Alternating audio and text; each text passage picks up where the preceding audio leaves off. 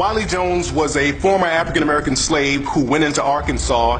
He stacked his money up and he became a railroad owner. He owned a railroad system, and the city of Pine Bluff, Arkansas ended up buying his railroad system, and that system is still owned by Pine Bluff right now.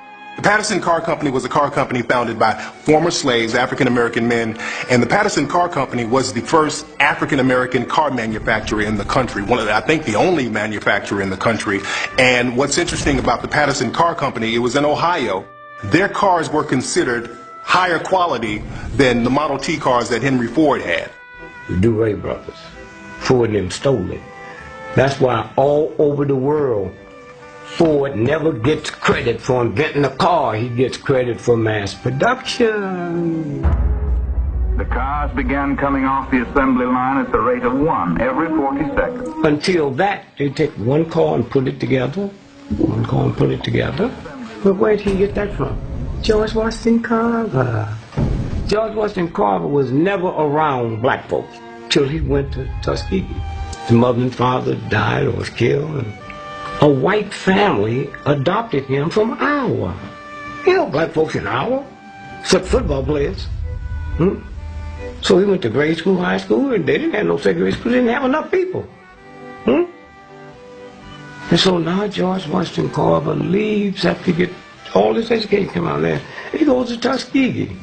Henry Ford came down to visit, like he always see his friend. And he said, Mr. Ford, I got something here. Study plants.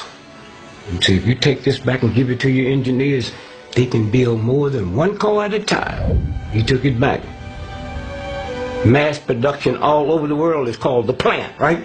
Everybody made joke of him because they said, well, you know, but the plants are talking to him. You know, is this how he's getting these properties of these plants?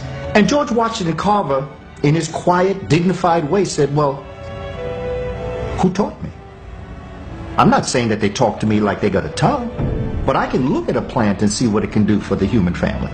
The military came to George Washington Carver, and they said, we need you to do something for us. Can you invent something that out of it we can get paint, glue, ink, and plastic?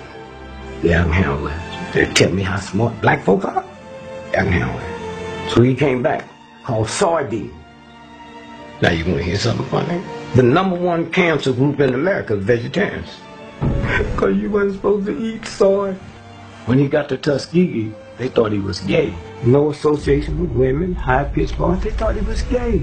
The finest use we've been able to make of peanuts is in the treatment of the after effects of infantile paralysis.